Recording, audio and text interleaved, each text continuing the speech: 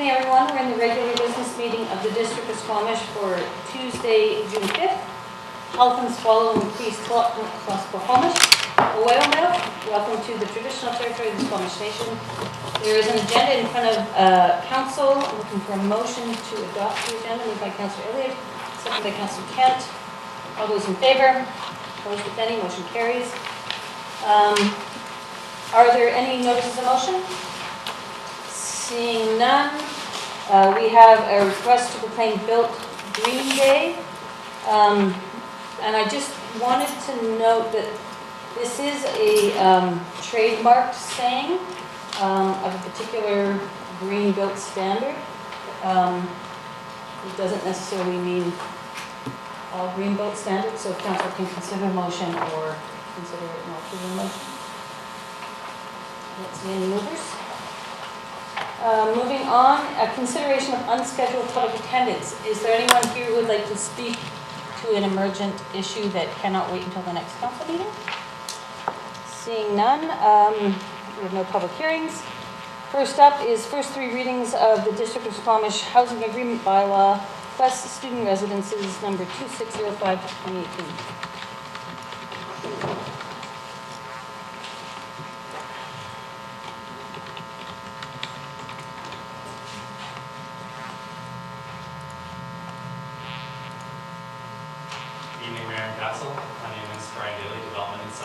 Coordinator with Community Planning.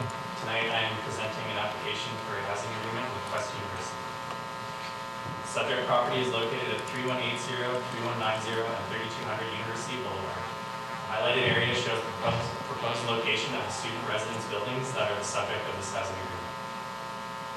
In January 2018, Quest University applied for a building permit to construct 3 new student residence buildings previously approved by Development Permit 215. The proponent desires to construct each of the 3 student residence buildings on separate legal parcels and subsequently submitted an application for subdivision and an associated development variance permit. EDP 132 was approved by Council at the April 17, 2018 regular Council meeting. The residences are typical university dormitory-style facilities with shared cooking and bathroom facilities. Quest University is seeking an exemption from the development cost charges for each student residence building that will be due upon building permit issuance. In order to be exempt from DCCs, the proponent must enter into a housing agreement to secure not-for-profit rental housing pursuant to Section 11A of the Development Cost Charges Bylaw. The housing agreement will secure 100% of the dwelling units in the student residence buildings as rental units. Given that the rent for residences is embedded in tuition rates charged by the university, it is not easy to establish affordable rental rates, as are in many housing agreements. However, given the shared nature of cooking and bathroom facilities, the limitation on occupancy by students, staff are confident that the residents will meet the intent of a housing agreement to provide affordable rental housing.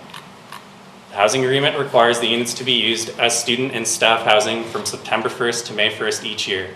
The agreement is silent on occupancy during the summer months as universities occasionally utilize student housing for conference purposes. It should be noted that any use of the lands requires compliance with the use provisions of the zoning bylaw, which may cover a wider array of uses than occupancy requirements of a housing agreement. Staff recommend that the District of Squamish give first 3 readings to the District of Squamish Housing Agreement Bylaw number 2605-2018. Staff alternatively recommend that the District of Squamish give first reading to Housing Agreement Bylaw number 2605-2018. Council, any questions for clarification purposes? Councillor Pratt? So I guess there's, because there's dorms and it's room and board, we can't determine affordableness. No, it's embedded in the tuition rates, so it is very challenging to determine what would constitute an affordable rate for the students in these dormitory style facilities. My kid went to Quest, and I'll tell you, it's not affordable. You know, I mean, it's just, it'll be status quo.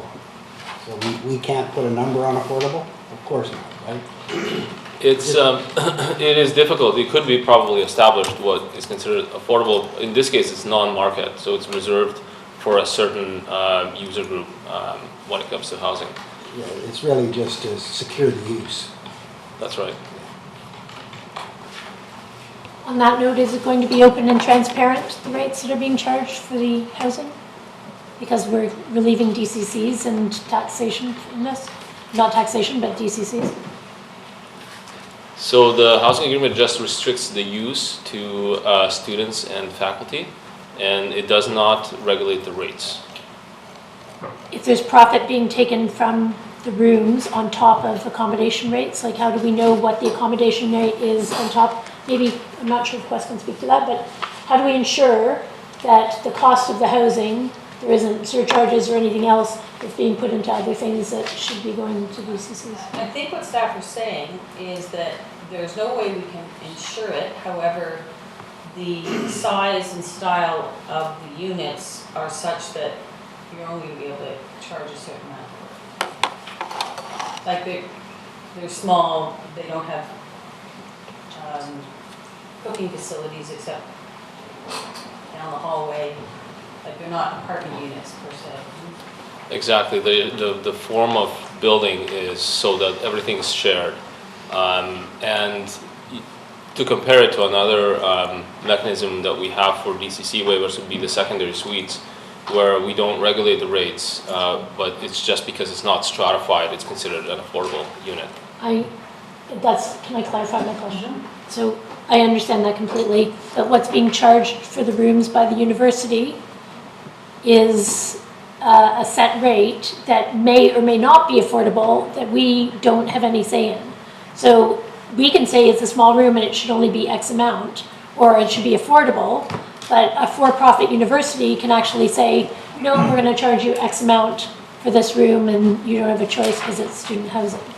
So Is there a question there? We're just I'm wondering if those rates are open and transparent. I just want to make sure that if we're relieving DCCs, if that is open and transparent, I'm totally good. But if the rates are being hidden, or if it's something that we can see as being affordable for the kids, and I understand that the use is regulated, but if that is in a normal situation for affordable housing, the rates would be open and transparent. This is a for-profit university, so we don't have the ability to we have no oversight whatsoever, except we're relieving community DCCs, which is how we pay for our sewer and water to a for-profit university. Do you understand? Yeah, thank you. Yes, so exactly, that's exactly it. We are not recommending that the district get into the business of reviewing the rates for university students. We just don't have enough information on that, and just sticking to a similar model to secondary suites where we restrict it to a certain user group, and that makes it non-market. So it's not just anybody can go there. It's only students of Quest and faculty. Okay. And just to clarify, it's a not-for-profit university, it's not a profit university. Yes. Thank you. You said profit. Yes, I did. Right. Any other questions for clarification purposes? I'll move the recommendation. Moved by Councillor Chappelle, seconded by Councillor Race. Anyone want to speak to it? I'll speak to it briefly. Happy to support this. Quest is a huge community partner, job creator, and brings massive value to our community, and these are for student housing. So I think it's a completely reasonable request. I'll call the question. Yes. Well, and I'll just add to that, and the report states that the first two units that were built also had DCCs raised. Yeah. I'll call the question. All those in favor? Opposed? Motion carries. Next up, That was all students, huh? that was the yes. Unless a councillor specifies that it's not the recommended motion, I always look for the motion if you want to see it. Next up is District of Squamish zoning bylaw 2011 amendment bylaw CD zone 89, 38648 Buckley Avenue number 2583 2018. The recommended motion is it be adopted. Is there any new information from Thursday? The only condition that was outstanding was approval by Ministry of Transportation because it's within that highway corridor, and that's been done. Okay. Moved by Councillor Race, seconded by Councillor Elliott. Councillor Race, do you want to speak to it? And then I'll go to Councillor Shaw. Nope, I'm fine, thanks. Councillor Schwab? Thanks. I've struggled with this, and I've made it pretty clear that I don't support the rezoning of this currently. I really, in order to make these massive decisions for land use, I really need financial security, knowing that we're not going to be putting the community at risk with making adoptions. I know this is just a rezoning into residential, but understanding the CD zone that it's moving from, I don't feel like we've really clearly understood that we don't need this land into the future. I think this is a rash decision. I think that we could have done better with the financials and understanding before moving to BC Housing. I'm not even sure that BC Housing is the best partner for this job. I think that I'm not a fan of building projects anymore.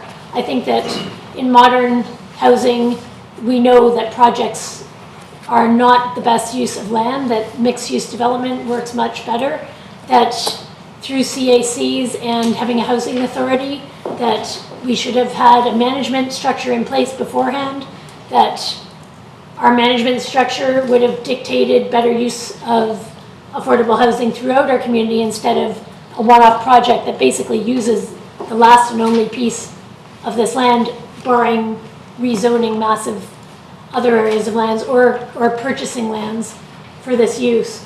So I'm clearly not against affordable housing. If this was affordable, I might support it, but in its current state, what I see happening is that these rates that are set and the future of this project could put the taxpayer at risk and make a project that's actually not affordable for the public. And I just see many better ways to do this, and I see this as being incredibly rushed, and I'm not sure, except for election time, I can't see why. Councillor Elliott? I'm happy to support adoption of this bylaw. I think that a piece of land that's close to schools, that's within walking distance of downtown services, that's on the transit route, is an appropriate use. And I think that staff and council are taking a cautious approach to making sure those details are in place by the time we have to make a decision about what actually gets built there.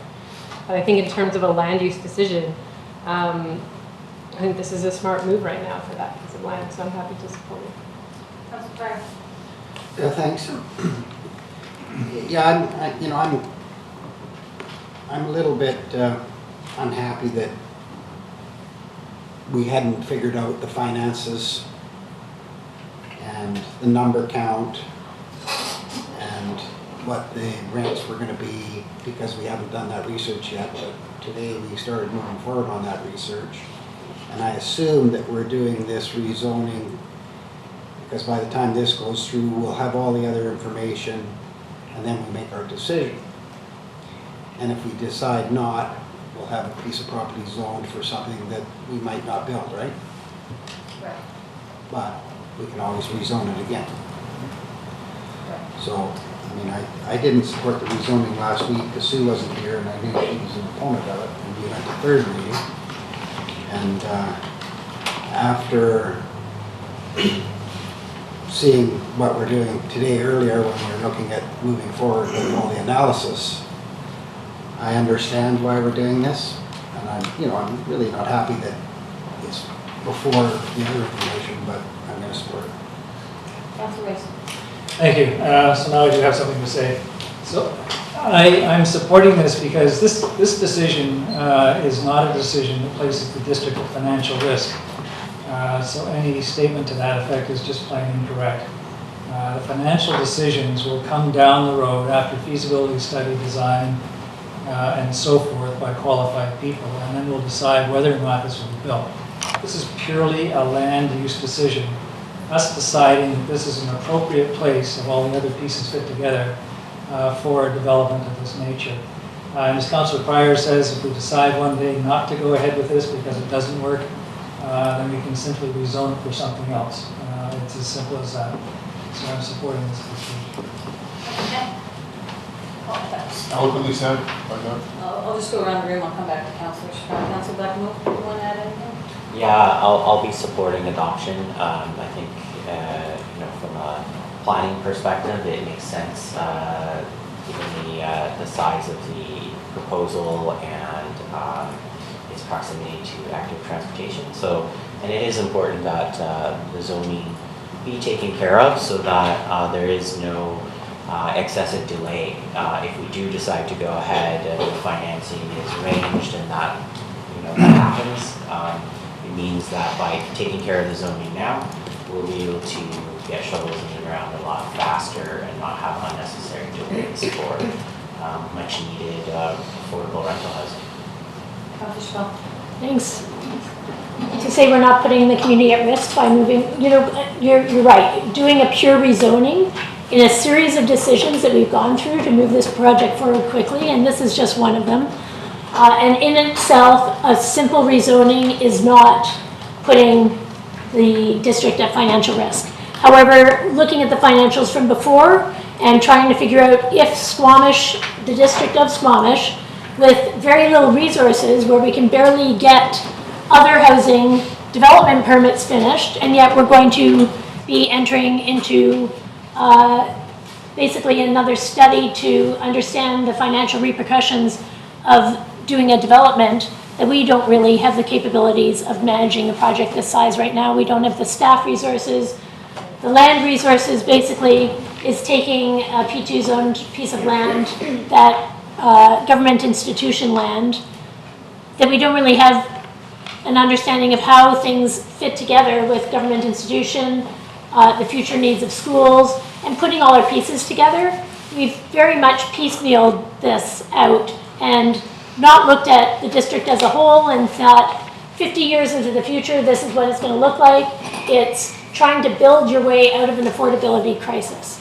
And trying to build your way out of an affordability crisis when you can't build regular housing and because you don't have the staff resources to do it is really, it's never worked. And projects need long-term management solutions. We have no long-term management solutions. We were supposed to develop a housing authority. Mercola was supposed to look at management style. We've tasked our not-for-profits with managing the space and without appropriate consultation with board of directors. So I'm really, supporting this again without prudent financial understanding. And even in the PDF, it says that rents will be over $1,000 for, which is like starting at $900 going to $2,000. If interest rates rise, if there's any change in the market whatsoever, those tenants are still going to be responsible with paying the exact same amount of rent. We will have to pay for the building and pay for the construction of the building. And I would be happy to make this decision with better financial, which I guess we're going to be paying for later today.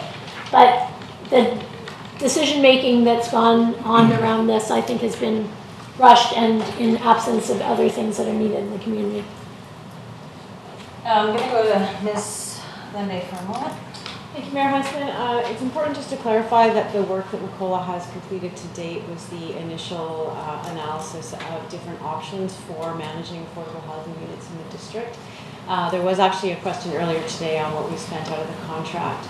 To date, $72,000. The balance of the $27,000 is going towards them continuing to work on that organizational model and making recommendations. So a decision hasn't been made in terms of how that will be managed, whether it's partnering with a nonprofit, a housing authority, or an internal employee. So that's the clarity there, and I'll leave it at that. And that's my concern, the management So, model. thank you, Councillor Schwab. I'm going to support this. This is something that we've been working on for 3 years, pretty much since this council came into being. It was a direct result of the task force, the Affordable Housing Task Force set of actions. We went through a process of determining lands that could be built on within the near future with BC Housing. We outlined 4 or 5 of those pieces of land, and a couple of them were Crown land, which are going to take quite a bit of time to work through the Crown land system.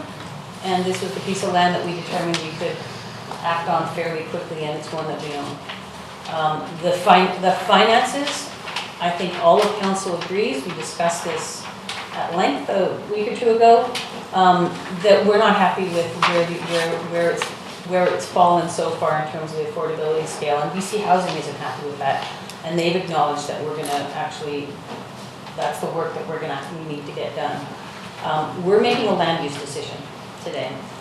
We're not moving forward with the project today. That work has yet to be done to really finalize what that looks like, or if we go forward with it at all.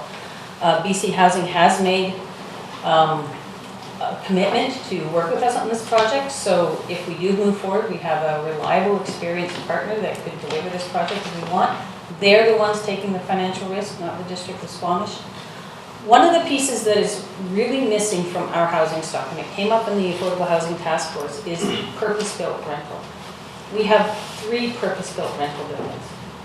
We have some purpose-built rental coming with developments, but it's very token. And we can't rely on it. We don't know when a developer is going to build anything. They can make a promise in an agreement, but they might not build it for 5 years. They're going to play the markets and figure out where in the schedule of everybody building stuff. So to rely on the private sector to deliver purpose-built rental housing simply isn't a prudent thing to do. One of the key problems with our affordable housing challenges is that people get rent evicted. There's no security in their rental. And this is a sorely lacking piece of our housing continuum that really we are uniquely positioned to help fulfill in a fairly expedited fashion. When I say expedited, this has taken 3 years to get to where we are today. I wish we could have gotten here a year ago, but we didn't. That's fine, we needed to go through that process. But I think today we're looking at a land use decision. I'm happy to support it, I wholeheartedly support it. And with that, I will call a question. Can I just make one more comment before you Sure. comment? Thanks. So I sat on the Affordable Housing Committee, and there was a lot of recommendations that we made. We made a ton of recommendations, and the biggest need was for, yes, purpose-built rental, but in the affordability spectrum, not in market rates, which they currently are. And to make a decision, yes, this is a land use decision, but we have plenty of residential lands, and there's a lot of ways to get purpose-built rental out of the mass amount of development. And because we've been sorely lacking in policy that ensures that the massive amounts of projects that are coming forward have purpose-built and affordable rentals in it, means that we're rezoning more residential land and building 70 units and using up pretty much the last piece of our own land. And yes, the rest was Crown land, and there's very little land left. So to take one piece and just put a project there and say, that's it, it doesn't really take into the scope. And I know we're going to be working on policy and management for the future, but it comes at, we're in dire need, but we need affordable housing for lower end, not for Everyone agrees on that mid-range point. high end. Everyone agrees on that point, and that's what we're working on. Yeah, and if we can get to the point of financials where it's an absolute a continuing affordable project, then maybe I can support it in the future, but I can't right now. I'll call the question. All those in favor? Opposed? Councillor Chappell opposed. Motion carries.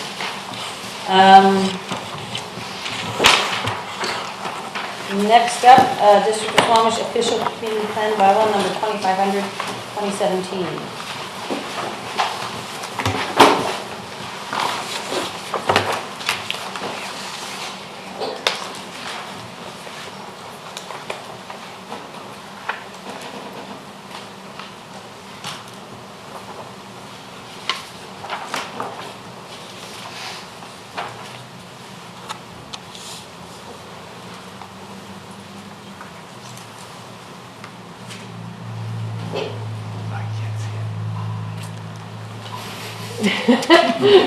Technology, don't fail me now. You can't hear it. There's actually some really nice music. You have to sing. You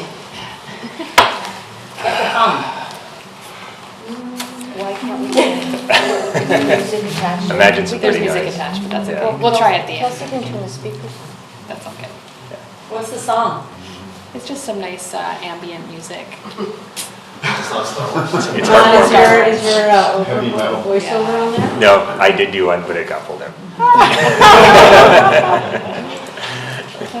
All right. I'm Matt Gunn, planner for the District of Squamish. Sarah McJanet, planner. We are before council tonight for consideration of adoption of the official community plan Bylaw 2500. We're going to start off with a review of what steps have been completed since third reading, after which we'll talk about some of the next steps and implementation actions proposed by staff following bylaw adoption, if that is to occur. At this point, we are at the final stage of the approval process for Bylaw 2500. The draft, which was released in December 1st, 2017, has received 3 readings, has been the subject of a public hearing, and was amended at 2 stages in the adoption process. Following third reading of Bylaw 2500, the regional context statement was provided to the Squamish Regional District. Acceptance of the RCS is required under the Local Government Act before Council can adopt the OCP. On May 23rd, 2018, the RCS was accepted by the SLRD board, fulfilling this requirement. Following third reading of the bylaw, formatting work has been completed to improve the visual appeal of the document and incorporate navigational elements to improve usability. It's the same bylaw content with an updated look and feel. We also will be going back to and refining the executive summary, which was used as a communication tool during the plan drafting process in phase 3. So the executive summary will be twinned with the final content with the OCP. It will live on and be available on the Squamish website and provide a nice tight overview of the plan at adoption. And we also have created a story map of the OCP development process to share that with the community for those interested. And we'll provide a link to council and do sort of a reveal there. And also we'll be updating all of our civic web and GIS mapping portals with all of the updated plan content and schedules. If council adopts the bylaw, there are a number of procedural actions that will follow. So the first is an update to the Land Development Procedures bylaw, as well as the Advisory Design Panel bylaw to reflect and tee up with the new OCP. So the nature of these changes will be to include the addition of provisions to address the new development approval information areas that are outlined in the plan, as well as updates to the delegation provisions relevant to some of the new technical development permit areas that are within the OCP. So for example, the hazard DP, as well as our environmental protection DP. And we'll also need to bring forward an update to the associated fees and charges bylaw for just to identify the fees for those development permit area applications. And these are anticipated to come forward as quickly as possible in late June or early July. Longer term, not to be forgotten, the key implementation task is activating our performance monitoring cycle. So very critical to the overall success of the plan. This is all detailed in part 6 of the OCP, where we articulate and frame that connection between the official community plan at the top, as well as linked into the district strategic plans that are developed by council for every term, along with the organization's action plans, budget, and annual report. This is a continuous process. It will help us track our progress through the defined indicators that are in part 6. So if you recall, we have the 30 core indicators that are tied to specific objectives and targets in the plan. And there will be opportunity to revisit and bring in additional contextual indicators over time and work with the community around shared monitoring and reporting as well. So this is just a graphic that tried to capture basically that monitoring and reporting. So should council adopt the plan for 2019, we will initiate monitoring and reporting, solidify our benchmarks that we set out in year 1, and then complete a progress report annually that feeds into the annual report and can be used to update council and their strategic planning. Before presenting tonight's recommendation, on behalf of Matt and myself, we'd like to share very sincere thanks to the Squamish community for participating in this process over the last 2 years. to council, to our citizen advisory committee, to staff, community partners, everyone, we can say without a doubt this is very much a made in Squamish plan, and it was made real through all the contributions and the energy and the passion of the community. And so we thank Squamish, and without further ado, the recommendation is that council approve, or that the District of Squamish official community plan bylaw number 2500 2017 be adopted. I would like to move the recommendation. Moved by Councillor Pryor, seconded by Councillor Elliott. Councillor Pryor, you want to speak to it? Good job. Councillor Elliott? I was just remembering when Gary Buckley said we're going to do this in a year. Everybody remember that? Anyway, it feels really good to get to this point within this term, and I just want to thank both of you for all of the hard work shepherding this through the process. And the document looks beautiful now that it's had that graphic touch put on it. And I look forward to seeing all the supplemental pieces that go with it in terms of the timeline and what it looks like online and that sort of thing. I think this is a document we can be proud of, and I do think it's a made in Squamish OCP. And hopefully your work with the community is recognized by your peers as well, because I think this is a phenomenal outcome. So I'm happy to support adoption. Councillor Kent? Yeah, my sentiments exactly, and I think back to the first public evening that we had in the Railway Heritage Park, and everybody got involved in just the energy that was there, and I don't think that ever flagged throughout the whole process, and you guys have really stood there as captains of this, and a phenomenal job. You should be proud of yourself. Councillor Strong? Thanks. I know I've definitely had some challenges with some of the policies in this. I do feel like a lot of it really pushes development and stresses areas that really stress me out. But the process, I think, has been very democratic. You guys have done an amazing job of engagement. The document does look beautiful. I really feel like the healthy community portion of it is fantastic. I ran a long time ago in 2011 based on renewing the OCP, and every year I put it forward to be budgeted for, and every year it's been put back, and this council has basically brought it forward, ensured that it was budgeted for, and yeah, the amount of time that it's taken to come out I'm glad it's taken the amount of time, because it means that it's gone through the right amount of public consultation and really been feathered through with a fine-tooth comb, and the policies are great. I don't agree with all of them, but I'm happy to support it. It looks amazing, and you guys have done an amazing job. Staff has done an amazing job. Thank you. I'm just going to continue to go around the room. Councillor Grace?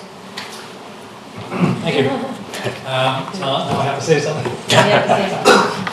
Well, I'm not going to talk as long as I did at third reading, but I do want to say this is, I think, a wonderful document, and we can talk about it taking 3 years, but in my experience for an OCP, that's practically light speed, especially considering the extensive community engagement that this one brought along. I mean, I suppose you could do it faster if you just sat in a room and started writing, but that's not what happened with this. This was very much a community-driven document.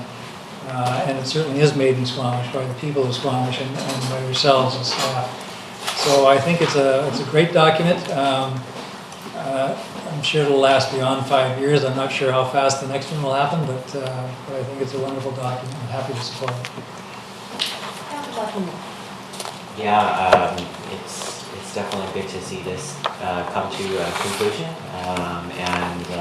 Yeah, I think it's actually really good as a base document now, and I would hope that we as a council and future councils kind of take the opportunity to make minor adjustments to it over time rather than waiting 10 years so that and I think from this foundation you're giving us a tool that we could definitely will hold well for the future, and yeah, definitely looking forward to moving forward from that.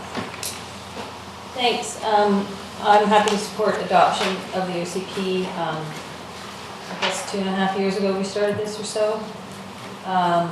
It had been 5 years since the last one, which is oftentimes we don't do it within a 5-year term, which is what the government recommends, that we update this, or at least initiate updating this within 5 years, which we set out to do, and this council set out to transform it. And I think we chose 2 people very wisely to help shepherd this project and help deliver a document that I think, and I don't say this lightly, but sets it apart from other OCPs. I've said this before, a lot of communities go to big consulting firms and hire consultants from Vancouver, Victoria, or somewhere to write their OCP. And you end up getting pseudo carbon copies of other communities' OCPs. This one was very much grassroots derived, evolved at the community level. It's a consensus document. No one's ever in agreement with 100% of a document like this. There's pieces of this that I wish might be different, but there's other pieces that I'm really, really supportive of. I think overall it's an excellent document. The unfortunate reality of an OCP or anything like this is that literally the day you adopt it, there's things you want to tweak and change and address. And so it's almost obsolete when you adopt it. But I think this one will stand the test of time because it was a complete rewrite. It was a complete re-envisioning of how we present and how we do engagement within the community. But as Jason says, it's not over. I mean, we're likely going to be considering amendments in the very near future to it because you realize through the process that there's always things you want to change and improve. So I tip my hat to you. You've done a great job. I know it's been a long haul, and you guys have really given your all, and so has the rest of the staff, the community, the citizens who volunteered their time to come out and contribute at the real nuts and bolts stage all the way through to the end. Thanks, everybody. Excellent job. I'll call the question. All those in favor? Opposed? Motion passes unanimously. Thanks, guys. Good job.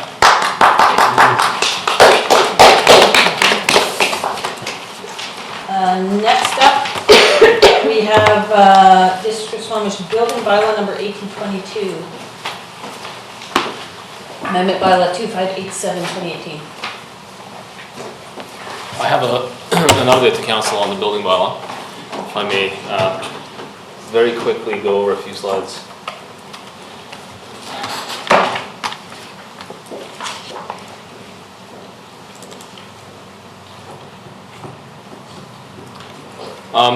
So the building bylaw has had 3 readings and it was up for adoption tonight, and it could still go ahead for adoption, and it's up to council. But I wanted to let council know that we have recently, over the last couple of days, heard from the Energy Step Code Council of BC, which is a body that was established by the province and it's chaired by the province. And it's to help local governments adopt and implement the Step Code. So it's a advisory body, it's not a regulatory body, and it's made up of a pretty wide array of local government and industry and provincial organizations. So they are a little bit concerned about the length that we're going to right away with the Step Code, and they've pointed out three things that they're really concerned about. One is a grace period for in-stream applications. So we've looked at the North Shore municipalities, and there's not really a consistent approach there, but some municipalities like the City of North Vancouver have a grace period for any rezoning development permit that has submitted an application, and they've submitted detailed building plans. And so for those applications, they've given a year extension to get to a building permit application after July 2018. So if you have an active rezoning application by July, then you have a year basically to get to a building permit application, to just submit your application. And then that development would be considered outside of the Step Code or whatever the previous Step Code was in that municipality. Because in the North Shore, a number of municipalities have already brought in the Step Code since last year. So there's a concern about the lack of grace period, and I should note that other municipalities in the north, that's not a consistent approach. So there's other municipalities that don't have any grace period. The rationale they've told us is basically people know that this is coming, and that should be good enough. So if you don't submit your building application by July, then you're in. And that was the approach that we were taking as well. The second concern they had was step 3 requirement for part 3 buildings that are concrete construction. So part 3 is the complex buildings. They're the larger multi-story commercial and residential and mixed-use buildings. And they don't have any problem with, they think it's aggressive step 3, but they don't have a problem with it. But they think for concrete construction specifically, it is going to be a significant cost aspect because those kinds of buildings are harder to insulate than wood frame construction. And so looking Do we at... have any concrete part 3s in Squamish? Or many? Definitely not many. I'm struggling. It's all wood frame. It's almost all wood frame, yes. I mean, the kind of developments that we'll be seeing in the near future are probably some will be for sure concrete construction. But it will probably continue to be a minority. So we looked at North Shore municipalities, and they're going with step 2 for concrete construction, and they haven't identified when they're going to go to step 3. And then the third concern is the date of step 4 implementation, which is the phase 3 in our bylaw. So the council has advised us that the 2020 rule that the province has established for bringing the higher steps in, which is step 4, it should be inclusive of 2020. So meaning that at the end of 2020, we could go to step 4. And we haven't confirmed this. And so what we're proposing tonight is that we just delay the adoption of the bylaw and staff bring back another report. And that we could look at allowing a grace period maybe for development permit applications. I think rezonings are really, it's a stretch that a rezoning will have detailed building designs at this point. But I think development permits are a legitimate concern, and that grace period could be 6 to 12 months.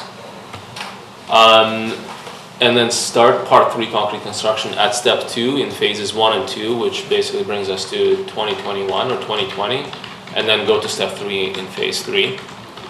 And then if we do that, then I think we could reintroduce the rezoning effect for part 3 concrete construction. So last time we discussed this, we took out the rezoning effect because we said we're going aggressive anyways. And lastly, if it is so that 2020 is inclusive of 2020, then we would recommend changing phase 3 to 2021, which is when we go into those higher steps. So essentially in this table, which shows the phasing, would be adding another line for part 3 concrete construction. And that would probably look at step 2 and then step 3 in 2021.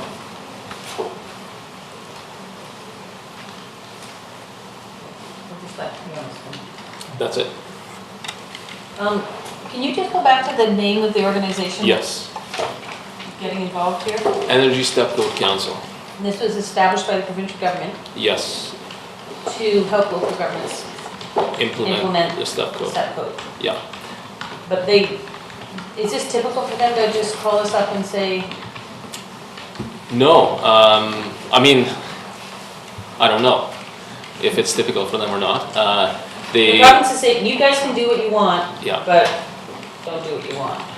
Yes, exactly. Yeah. Okay. So I just want to be clear. they're an advisory body, but they are representing like there's 23 members I think in it, and there's quite a few municipalities and provincial ministries.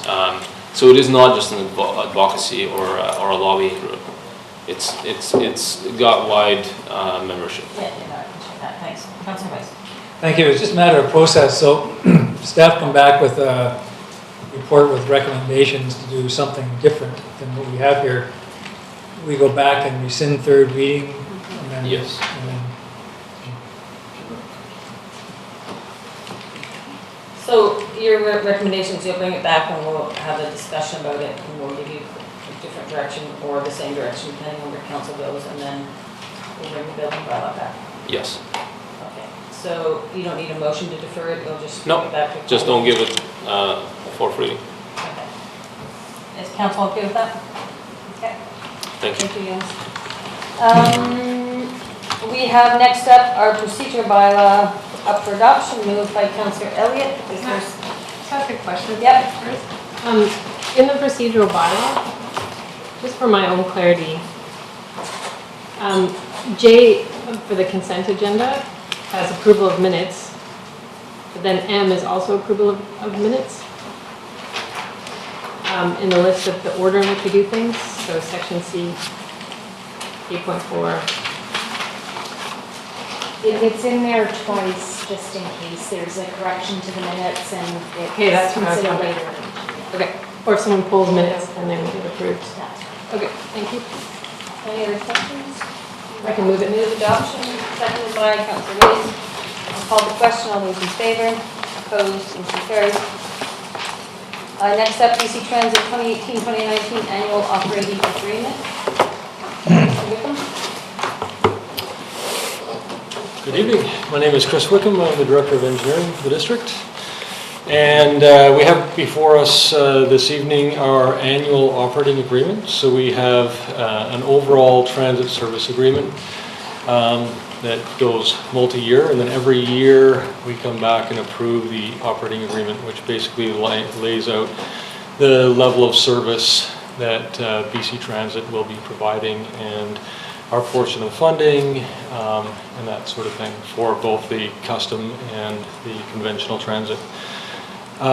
So this year's annual operating agreement does include the change to the custom transit. We had extra handy dart hours added in on April 1st.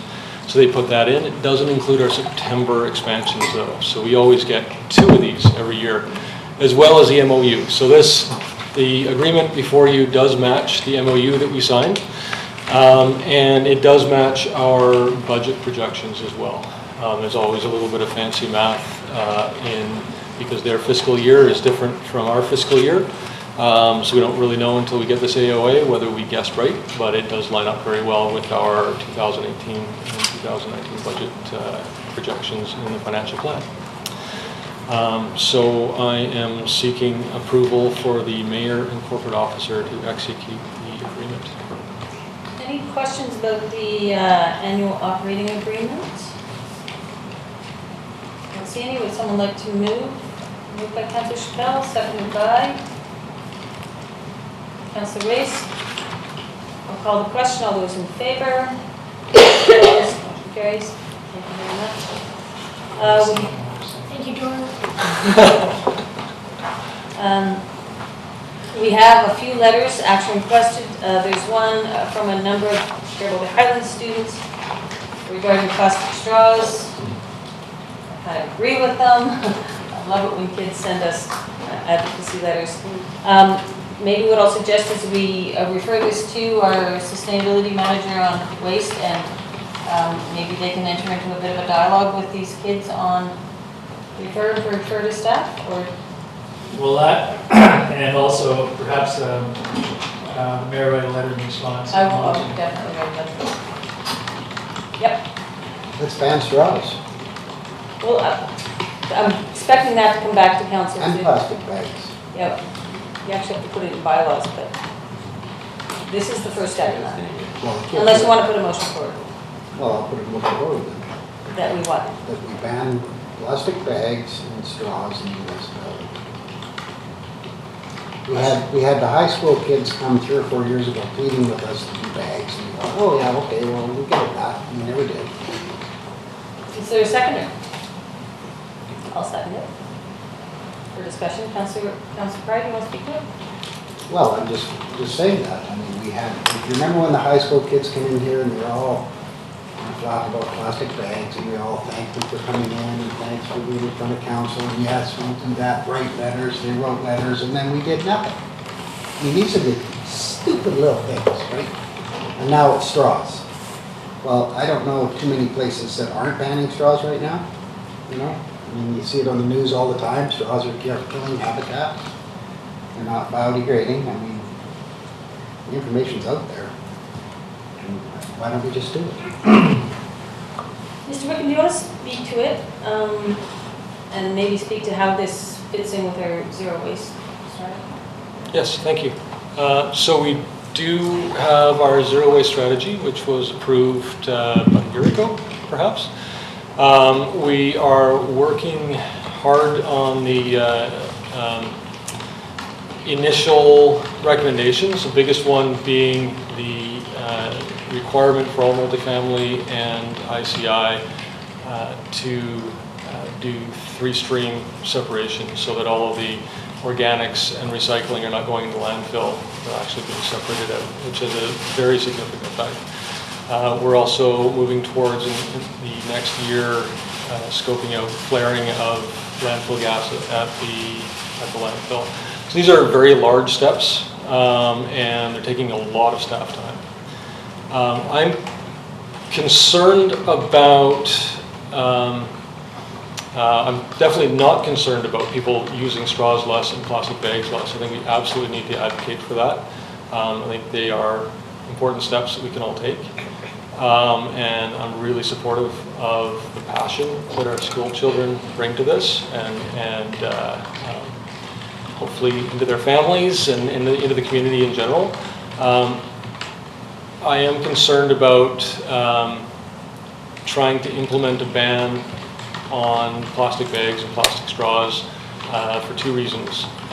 One is our staff time is so focused on these very large issues that the smaller issues of plastic bags and straws could end up being a significant distraction to that.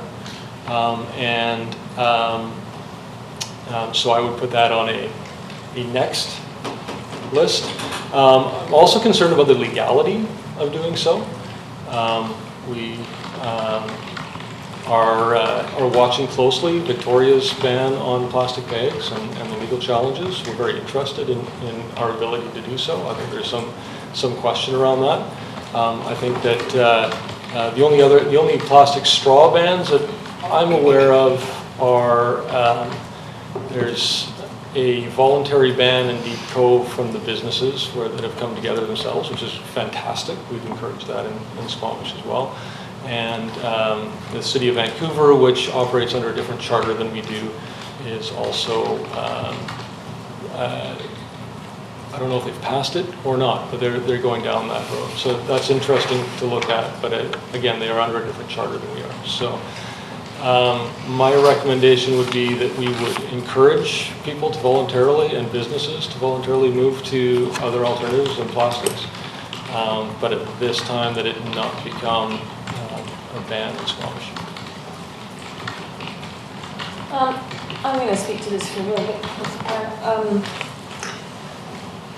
Years ago, we looked at, like my first term, we looked at what it would take to ban plastic bags, and the conventional thought was that legally municipalities didn't necessarily have a right to prohibit such a thing. The community charter in BC doesn't give municipalities that autonomy. Grand Leap, was it Leaf Rapids or something like that, Manitoba banned plastic bags. This is going back probably 12, 13 years ago. They have a different community charter that allows municipalities a little more autonomy to make those decisions.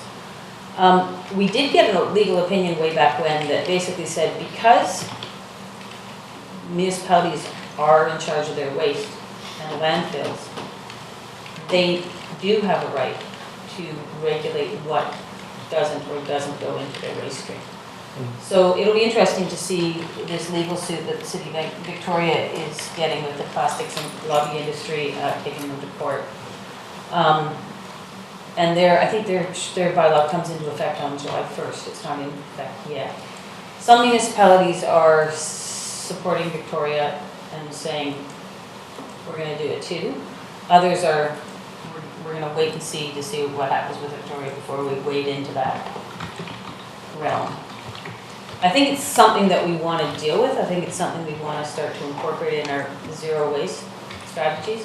But I do think it's something that takes quite a bit of dialogue and strategy within a zero waste strategy. So I don't necessarily, I'm not going to vote in support of right here and now doing a ban, but I think we have to move into that direction in a comprehensive, thoughtful way and give our businesses and citizens an opportunity to be part of that discussion and to to figure out strategies to transition people.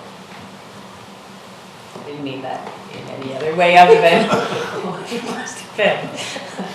And stress. Councillor Rice. Thank you. Similar sentiments. I agree with the sentiment, certainly. But I would not want to see something like this go forward without firstly attempting to modify behavior by education, and at least trying that for a period of time to give the community and businesses and anybody else that might rely on these things an opportunity to adapt and find another deal. And secondly, I think there is a significant amount of community consultation that would sort of go along with this before you actually got to the hard line. And thirdly, it gives us the opportunity to see what happens in Victoria, because there's no sense doing it if it's just going to get thrown out. So I won't be able to support this motion. Councillor Elliott and Councillor Martin. You know, strangely enough, there was a motion at Lower Mainland Local Government Association as a resolution to ban single-use plastics, and it failed. So I was surprised by that, actually. I would actually love to see this discussion go to budget this year for 2019 in terms of, are we doing enough around education and advocacy in our zero waste policy, and do we need to accentuate that? Because these kids have a really great point. And I think they're trying to be advocates, and I think we might be falling down in our role to support them in doing that. And I wonder if there's a way to partner with the youth in our community. You know, if they had little cards that say, you know, you use single-use plastics, I'd love your business more if you're using these alternatives, and they could drop those off at the businesses they go to. Like, that's a way that we can empower them to get their message out without doing a full-on ban. And it help with our education. So little things like that. So I think there's more we could do around the education piece on our zero waste policy, and I think maybe that's a budget discussion. I actually support Councillor Pryor's motion. I think that we should just, it's one of those things that you want to lead and make it happen and make it equal for all businesses and stakeholders. And I think now it's not as scary as it might have been in the past. Many other jurisdictions know what it's like and what are the alternatives. And I've also heard that at the federal level, like the Prime Minister is actually considering, you know, kind of moving on this. So I say we jump on board, and you know, it may be we may want to consider something about setting a goal to phase out as opposed to, you know, tomorrow banning, but an actual, like, a serious resolution that doesn't just kick the can down the road. Yeah. I don't think there's anyone else. Oh, sorry, Pete. Ted had his hand up first, but I agree with everybody's sentiments here. I think it's something we should work towards. I don't think you can throw down a hard date without affecting businesses and just saying it's an ultimate ban like tomorrow or whatever, but I think by saying that we intend to implement one and set a date a little bit further down the road. Something that shocked me was my kids are really all about the ocean. They learn all about that in school. They're in 3rd grade. They just found plastic bags at the bottom of the Marianas Trench, the deepest spot in the ocean. What does that say to you? You got to be. I mean, if it starts with just banning straws, okay, plastic, single-use plastics. Let's go there. Councillor Pryor. Well, here we are again saying we're going to do it. Next council will come in. Oh, scrap that. It'd be nice to get policy in place, making the motion start if staff's too busy to do it now. I mean, I'm reading all the cities around the world, all the countries around the world that have banned them. You know, Australia for one. I mean, you think of the Barrier Reef and all the Hawaii, all the turtles are eating them. Yeah. Anyway, it's just such a little thing, and I know it's a pain. We talked about it, I don't know if it was this council talking about bags, it was probably the last council talking about bags. Well, we've talked about them for 30 years. Yeah, I mean, talk, and I don't know if everyone read those little 3 letters from the kids, I mean, how cute they are. They're true, those letters. I mean, these are the little people of the world going, help! And we're going, yeah, well, no, we gotta get this figured out before we move on to plastic straws, but, you know, I mean, and it also, like, when we talked about the bags before, when the students came in, it was, I think, the grade 8 class, and they did a big presentation for us. And when they were leaving, I said, write us a bunch of letters, because that'll help. And, you know, so we didn't empower them at all. They came in, presented to us, we told them it was great, and they left. And then we never did it. And so it's empowering all these young people if you actually do it. You listen to them and then do something about it. Then they start thinking, yeah, that government works pretty good. You know? So if we could get something in place that would maybe tie the hands a little bit of the next council to say that this is in motion and it's not a big thing, we're fitting it in here, here, or here, and we're going to have it done and make it happen, I'd be happy with that. So that's up to you guys. Susan? Thanks. Yeah. I hate to make the pun, but I think this is a little bit of a straw man when it comes to garbage. You know, if we really look at our garbage and our waste and the amount that, you know, like 18% of our landfill being diapers, and we're going to ban straws, though, I am going to support Councillor Pryor in this motion for the exact reason that he said, is that showing kids that their emotions make a difference. Straws are horrible, plastic, you know, single-use plastics are horrible. Maybe the campaign could be against single-use plastics instead of picking, you know, a straw, and that we do an education campaign for single-use plastics instead of a straw, or are we going to ban plastic bags? But we run a campaign, and I like the idea of kids having advocacy cards made for the district that is like, you know, I don't support the use of your single-use plastic, but then I think of all the plastic lids that are on coffee cups, and yet we're picking straws. I guess businesses can choose to have paper straws now, so there's better choices that people are making, but you know, waste is such a complicated issue, and you can just keep on picking out little pieces of it. But single-use plastics, and really having a mechanism where we can recycle our plastics better and pull those plastics from the landfill and sell them for other products and reuse them for something, because it's really, you know, getting back from India, it just seems like, you know, seeing the bounty of plastic by the side of the road, and then coming back here and seeing the plastic straw bans everywhere just made no. It's hard to put all that together in your mind. So I'm going to support the motion because I agree that having something comes from kids is worth supporting. But really, I think in the long term, just making sure that we're supporting our zero waste and supporting our staff to get the work done that they need to do is important. Ms. Glenda.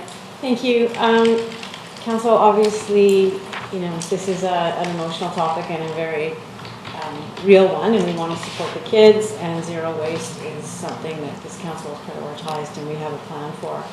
This is one of those moments where council has empowered me to step in and say, we don't have the capacity to do this. And so that's what I'm doing now. And it's not a little thing to pass a motion to ban straws and plastic bags and have staff take that on. It is a much larger project than sending out some marketing collateral. I do appreciate the thought of bringing it back to a 2019 budget discussion so that we are empowering this initiative and we are looking at how we can resource it. Or alternatively, staff will go away and change priorities within the current zero waste strategy, which you've heard Mr. Wickham speak to. But I really have to caution you to pass a motion like this. With our current capacity, it will not be delivered. I was interestingly just reading the minutes for the Victoria meeting that started this all back in 2016, and it was a delegation from students.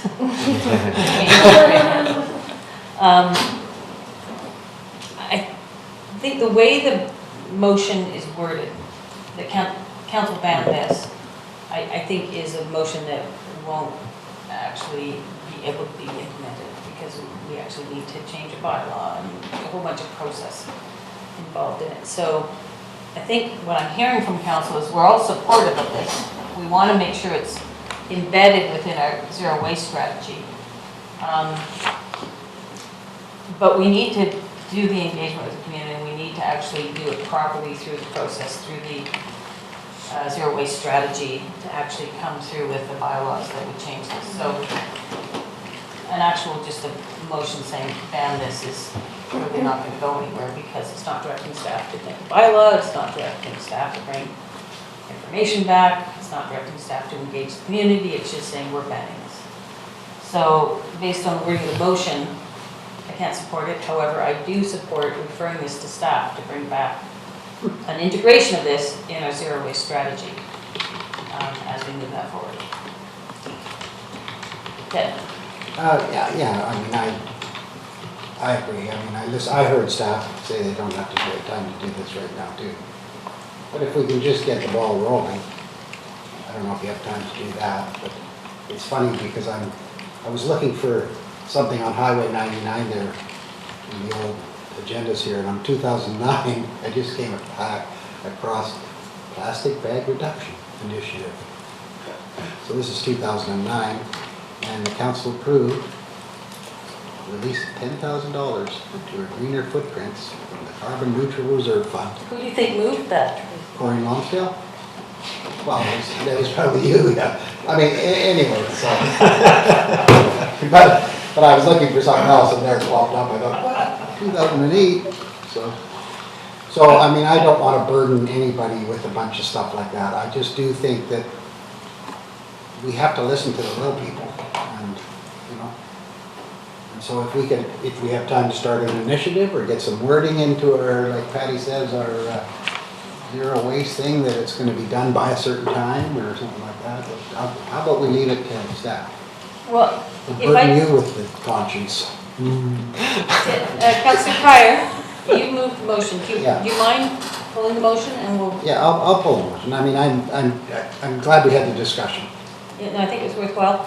And I think what I'd like to say is we referred to staff to incorporate consideration of single-use plastic ban within our zero waste strategy. And I'll respond to the kids, and if they want to come as a delegation, we'll invite them to do so as well. So I'm moving that we refer them to staff to consider as part of our zero waste strategy. Second by Councillor Ross. I want to propose an amendment to that. Sure. And that we bring back a discussion for the 2019 budget on increasing education advocacy around single-use plastics, reducing them. Your motion is about getting to a eventual ban? Yeah, I think in the short term that would come back as part of it, but we can be clear about it. That's fine. Yeah. You seconded that. Oh, yeah, no, I agree with that. Okay. I'll call the question. All those in favor? Opposed? Motion carries. Thanks, young people of the world. Next up, we have a letter from the Squamish Access Society, summer long stay visitor camping issues. We got this letter, I guess a couple of weeks ago now. We had a meeting a week or two ago with the Access Society, sort of a follow-up to this letter with Bylaw, Natasha was there, Recreation, Access Society members, and a few others to discuss sort of getting a bit of a head start on the summer rush and some strategies around that. And I know Natasha and her staff have been further discussing the issues, so maybe I'll pass it over. Yeah, thanks, Mayor Hensman. First, I just want to say thank you for allowing me to be witness to that beautiful conversation you just had. That was so wonderful and such a values-driven organization. I'm new here, and it's just such a lovely thing to see. Good sucking up, good job. Yes, no, thank you. I didn't tell her to do that. Good tongue-in-cheek. So yeah, we've gone away and had some internal conversations, and also been connecting back with the Access Society a number of times. And what we want to do is do a bit of a sort of open letter back, because this letter did appear also in some media publications. And so we want to, and the call really was for the district to take a strong leadership role in sort of managing this issue. So we want to communicate back to the public that yeah, in fact, we absolutely take this seriously, and this is a really important issue. And our approach is going to be one really focusing on coordination with our partners in this work, because we don't own this issue. This is a multi-stakeholder issue. So we want to bring together a working group of the Squamish Nation, Parks, Conservation Office, Officers Service, Flinro, Access Society, somebody, a representative from the, probably a local campground, and pull everybody together and plan a number of activities, one being a communications campaign that is really values driven. And this is something I just want to flag for council, because I think it might be a bit of a departure from previous approaches. And the communications campaign that we talked about in the meeting was something that really appealed to people's values, campers' values of, you know, really leaving no trace. And my understanding is that this is a different approach from prior communications, where it was not no trace, it was no camping. So that's something that I think we all need to be aware of. The estimated numbers of kind of wild campers is 1,000 to 2,000 people per season. It's trending upwards. This is not an issue that's going away. It's here. And so, you know, this shift in communications, that's really about, you know, make sure that you're being ecologically responsible, that you're, you know, managing your waste and your wildlife attractants and so on. And that be co-branded with the Access Society to give it that little bit of, I guess, community legitimacy and sort of grassrootsness is something that people around the table really were supportive of. So I'm curious for any thoughts from council on that. Another thing that I think is important to underpin that is that we do some very targeted, very strategic bylaw enforcement. Our sort of sometimes past practices of spreading our bylaw enforcement officers quite thin on this issue, and then they will say to a camper, you can't be here, and then they just move down the road, and it really isn't effective. So if we pick the few areas where the ecological impact is highest, wildlife conflict is potential is highest, and really focus our enforcement on that. And neighborhood impact. Absolutely. And then focus our energy there, and then work with our partners in this really coordinated way to make sure that, you know, the COs and the NROs know where issues are popping up, and if it's on Crown land, that, you know, we identify the appropriate resource to go follow up with the campers. So that's sort of the underpinning of the change in communications is an intensive enforcement strategy, but in very particular areas. Other thing that I just wanted to mention is that we want to have we're exploring a bit of a free off-grid campsite concept, and the Squamish Access Society brought up a site that they thought would be appropriate.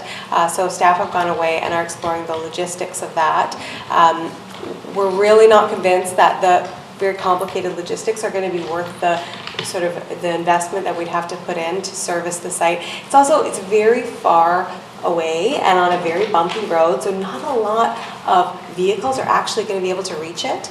I drove out with our bylaw enforcement officer, Lolita, and it was much further than I expected and much harder to get to. So I'm not sure how many people are going to be able to get there. So we're going to continue exploring it. We'll keep council updated on that front. But I welcome any comments and direction from council. Thanks. Excellent. And we appreciate the stimulation of the collective collaboration that's happening, because getting up in front of it ideally before the season happens, and really about guiding people away from certain areas if we can of neighborhood and ecological sensitivity. And that's what the Access Society really wants. They don't want climbers and locals to be at each other, and they really want to minimize the friction there. So they've been great partners on this. How is this integrating with MAMCRAM, with MRAS, MAMCRAM River Access Society? I will make a note to contact him. Yeah, no, that's... He's identified as one of the members of the working group. They have an immense amount of capacity there, and I think that since it's a not-for-profit society. We talked about that, is how do we guide people to those existing areas where they should go to that are affordable, and so that was part of the strategy as well. Thanks, Natasha. We have correspondence from Dave Colwell, and there's a recommended motion that we refer it to the Chief Financial Officer for a response. Did you move the other one? No, we didn't move the other one. Move that we refer it to staff for continued collaboration. Moved by Councillor Elliott, second by Councillor Pryor. All those in favor? Opposed, motion carries. Is there a motion to refer Mr. Colwell's letter moved by Councillor Elliott, seconded by Councillor Chappelle? All those in favor? Opposed, motion carries. And just the invitation from the Sikh Society, I just want to make sure everyone's aware of it. It's always such a great event. Welcome to come participate in the parade and come and partake in fantastic food and dance and celebration, and they always put on a wonderful community party and are very gracious in their generosity. I look forward to that again. There are a number of letters for information. Would anyone like to, well, I'll pull this first one. Just because it's acknowledging our lovely CAO and the 10 years that she has been in management position in local government. And we're pretty lucky to have you, so I'd like to do it again. We are lucky to have you. Congratulations. You're a lifer. Is that what that means? That's what that means. They didn't say that in the Yeah, letter to me. there's a parenthesis. Any other letters to be pulled, Councilor Pryor? The one on dust, I don't have the list right here in front of me, but Yeah, Many on dust. so many letters. yeah. There's a couple on dust. Well, one that's got the 4 signatures. There's, yeah. Mr. Glennis, just Thank you. We did receive a number of complaints about dust control. And I think this was around this last dry spell we had, and it was quite windy. So we have sent out a mass communication to the development community and the contractor community, advising them of the regulations in our building and the site alteration bylaw and the municipal ticketing bylaw, and advising them of measures that need to be taken and measures that can be taken, such as the use of potable water for dust control. Or, sorry. Well, no, you can't use potable water. That's what I was trying to say. And that seems to have calmed down. The number of complaints we received seems to have slowed down since then. We are waiting for another opportunity, and this is what we've advised the community as well, is that we will be actively monitoring and doing drive-throughs through the community when there are these dry periods, and we will be enforcing the municipal ticket information bylaw. yeah, go ahead. So Councillor Ken and I are suffering the effects of this dust. We're sandwiched between the target development, the one on Aspen Road and the one in the industrial park. So we are empathizing a lot with the letters coming in. We too are dusting always. But I'm wondering if it's, if we need to be a little bit more creative. So there are fast growing ground covers. Like, why couldn't people plant their load piles that are going to be there for months with fast growing seed just to hold the dirt down? Or are there types of covers that they could put on? I mean, then you end up with a green dirt pile instead of just a dirt pile, and it doesn't result in people, because watering lasts a few hours on these really dry days. And so it's frustration for the developer, it's a frustration for the community because there's sort of no long-term solution to it. But I'm wondering, you know, when you want your garden to sit over the winter, you often plant it with little grasses, and then you dig it in the spring. It just goes away. It's not permanent. But I don't know. I'd love to see a solution that's more than just non-potable water that lasts a couple of hours. Teddy's first. Oh, I didn't see Ted's hand. Go ahead. Yeah, thanks. Well, I was trying to get creative too. You know, you drive down to the business park and like you can see it, it starts right about Home Depot. It goes across that whole site. And by the time it crosses and goes into those trees there, I mean, it's unbelievable. And then you go over one block and get north of Kearney's, and right from when that starts all the way through. And the log sort down here, SODC. And so I thought these guys should be working from 8 o'clock at night till midnight, or from 8 till 3 in the morning, or looking for creative solutions. Because if it's not raining, I don't think there's anything you can put on there to stop it. I mean, you can put water down as soon as you take a scoop, you're disturbing dry stuff.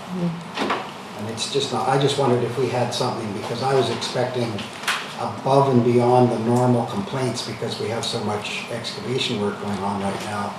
I just thought, man, we're gonna just be inundated with it. And one person that complained to me that lives past Karen, down that way, said they washed their clothes in the morning and hung them on their back porch to dry, and when they got home they had to wash them again. And so, you sympathize when you're eating this stuff, but what do you do? And if we need to improve our bylaws. Well, it's shut people down is all you can do, but, or work nights. That is one of the options under the building bylaw, is when the site is considered unsafe, when the material is leaving the site, we can issue a stop work order. Well, I know one happened. That's one thing, but then there's still a dust pile there that gets stirred up all the time. Absolutely. Not working. We can and have. We have been patrolling regularly. We've been out on these super windy, dry days. We've been out multiple times a day, cooperating between building and engineering. And shutting down the site actually does help a fair amount. The dirt that's being disturbed, it seems to be the worst. I think my perception is that when it's preload, it's a big mess when it's going on, and then the fines blow off essentially. And over the next few days, I think the Aspen Road, I've been hearing from the residents nearby, they've tarped a loose dirt pile, but not the preload, and the dust coming off of Aspen Road is actually quite tolerable now. Well, now it's great because of the rain. But before the rain, they were saying it was much better. Even though shutting down a site, you've still got all this loose dirt around, you're hurting that production schedule. And so they get that truck there fast. And we've shut down 2 sites, I think. And within an hour or 2, the truck was there working, and got the site going again. So people are responding to that.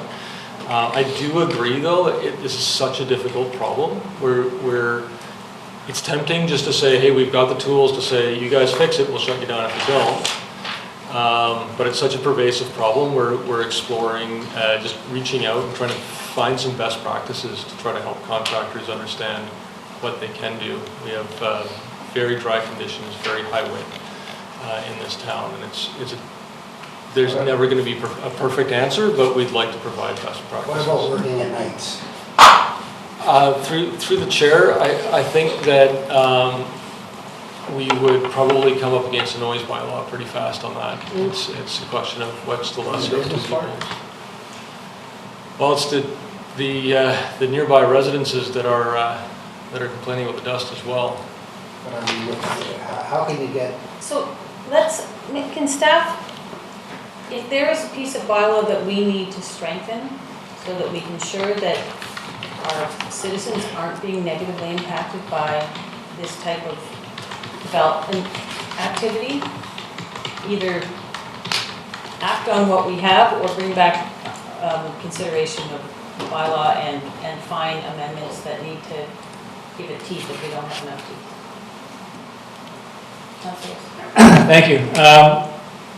In the experience I have with it, I don't live in that area, but I do have a boat down the Blind Channel that I have to wash off quite frequently, and I know nobody cares about that, and it's not that serious an issue. But we're breathing this stuff. It's really fine particulate that comes off of the log sorts, and you can taste it some days, literally. And so people are breathing that, and I just can't imagine that's good. With gravel or pieces of wood or whatever is actually in there. So it's not, when I saw this and I saw Ted's email, construction sites, yes, I know, those could be an aggravation. At least they have a start and finish and then hopefully it stops. But log sorts are going on, and I don't want to talk about shutting down log sorts, that's not where I'm going. But the other day I was driving down North Vancouver and drove past Neptune Terminals on the North Van waterfront where they have piles of coal, and they have sprinklers on. And I assume, keeping the dust down. Otherwise, it could get quite intolerable through probably the whole of lower North Vancouver. So I think, when we're talking about some of these longer projects, we're going to have to look at these solutions or something like this, because I'm not a doctor, I can't tell you for sure, but I just cannot imagine that that's good for us. And the one on the oceanfront side covers, at least visually, seems to cover most of the downtown and area. And the one on the other side, Site B, because of the direction of the wind, seems to go significantly right into the Squamish Reserve. So, and they're frankly a tenant of the Squamish Nation, and I'm not sure if there's been discussion there or not. But I don't know if paving it is a solution, because I think the one on the oceanfront is already paved. It's just the dust that comes from the trucks and the logs and all the other things and whether or not that can actually be controlled. But I think to me, it's more than just an aggravation now. It's becoming, I think, something that's quite a bit more serious for our community. And those businesses, at least in the oceanfront, and the one in the oceanfront might stop in a few years, but the one in Site B might go on for who knows how long. And I think we're going to have to take some steps to regulate that or to look into that. Thank you. Is that enough?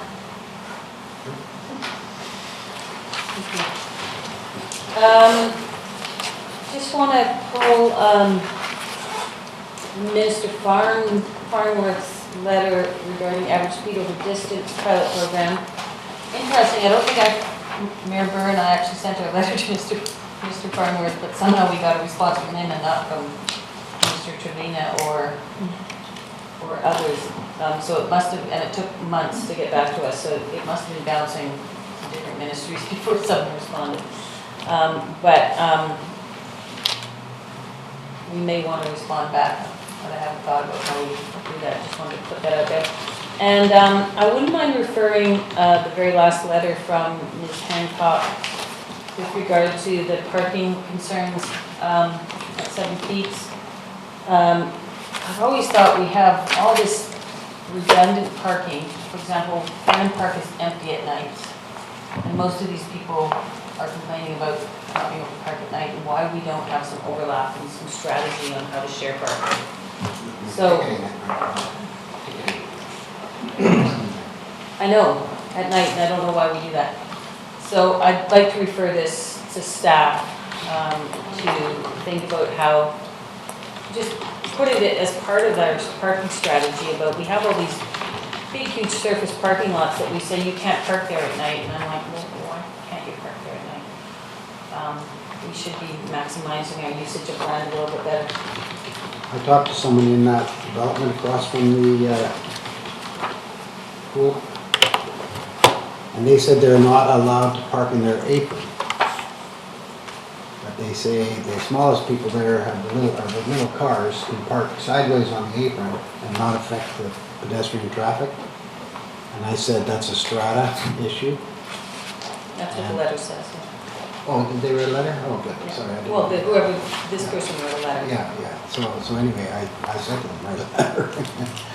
No, but the strata is making some rules that make it difficult. That's right. So I don't know. So we would never intervene in that situation. It's a strata matter.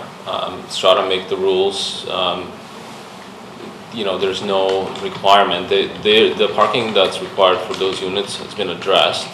I don't think there were any parking variances for that development. And now it's up to strata in terms of what happens on that common property. Oh, yeah, I just wanted to make sure that it wasn't the aprons that we're talking about weren't counted towards their parking requirements. Just to make sure. I don't think so. I think that each unit had garage parking. Yeah, 2 spots in Toronto. But I think the garage parking isn't big enough for a truck. So, I mean, these are things we have to learn when we development applications. So I'll move that we refer that to staff, that letter to staff. Second, I'd like to say something as well for, Yeah, go ahead. I think that when you're using municipal land, like our parking lot, when there are evening events and, hockey goes till 11 o'clock at night, and the parking lot is packed.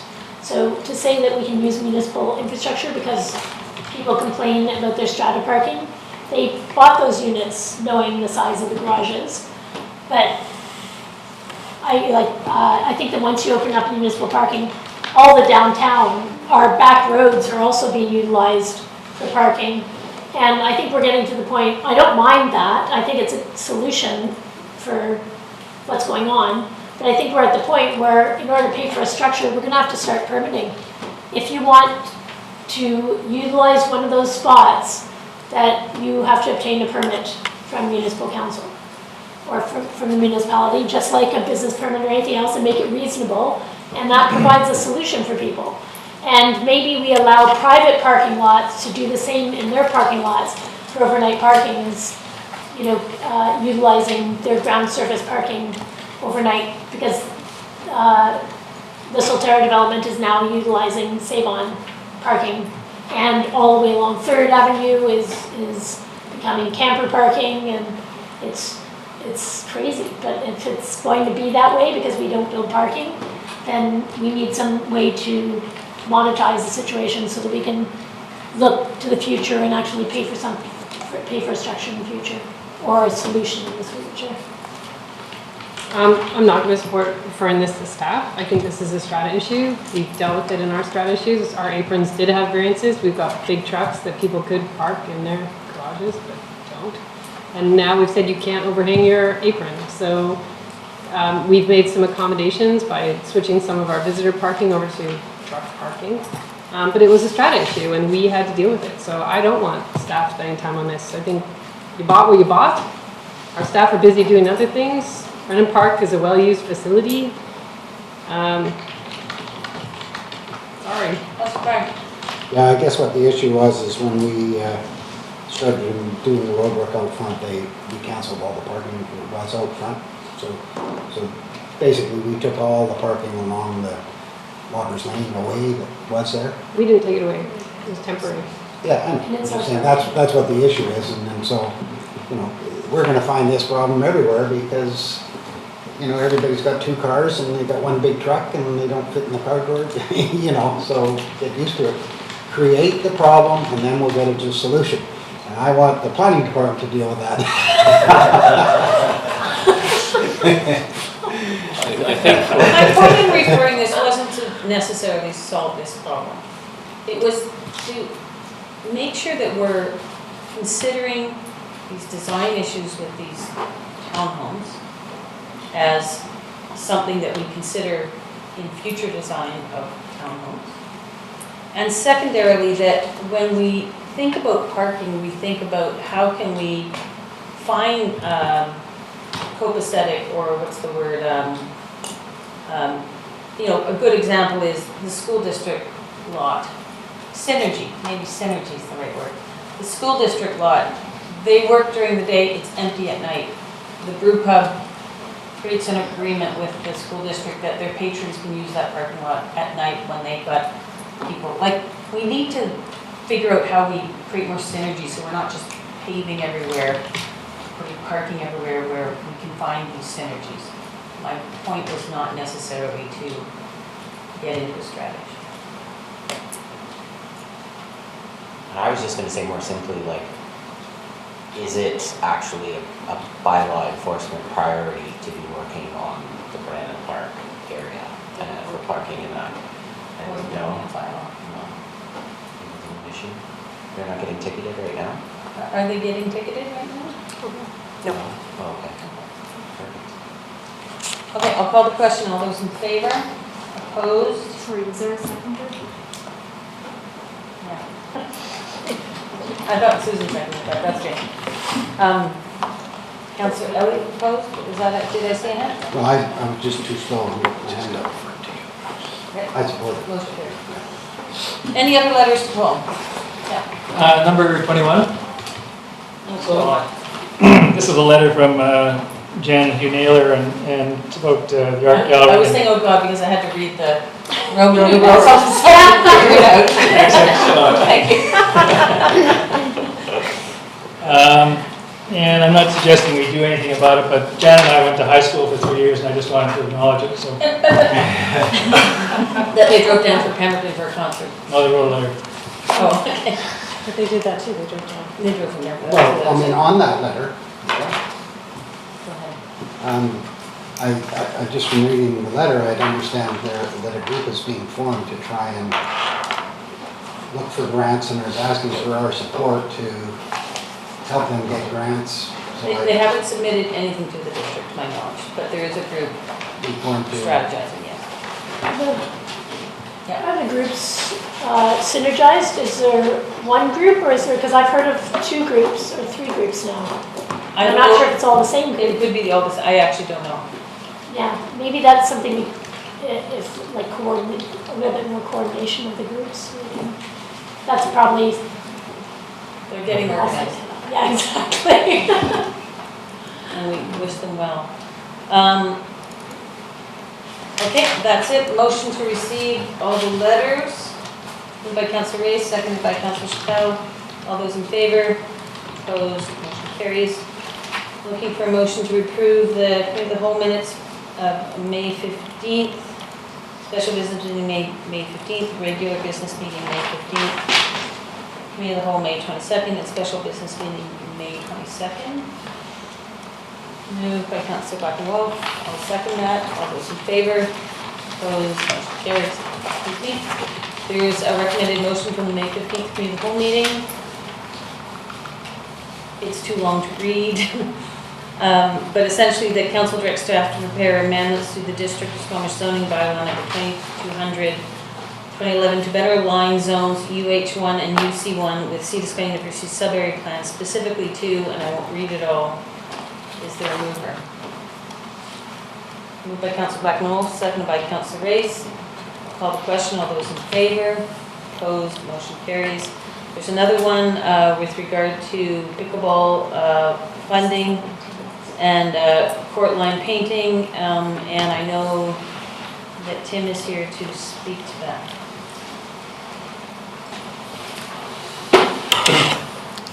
Thank you, Mayor and Council. Tim Hoskin, Director of Recreation Services. Post-committee of the whole meeting, I followed up with Bob Smith, Director of Ops, and Parks team, and everyone's very supportive of solutions and considerations with pickleball. But I thought I'd bring forward some ideas and some considerations for Council. The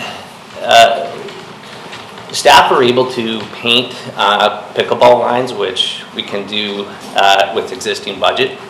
However, it needs to be the Eagle Wind courts, as they have a different surface than the Brennan Park courts.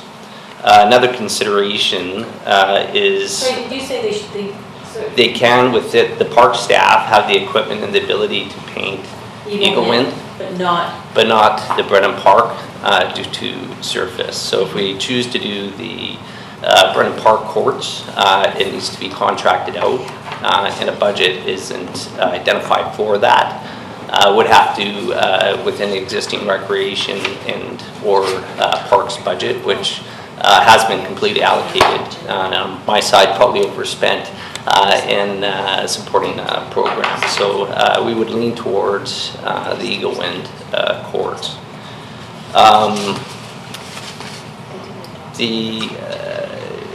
The other consideration is the Brennan Park courts, after talking with park staff, and we did touch on this in the committee of the whole, are very much busier than the Eagle Wind courts and used by tennis and program for recreation services.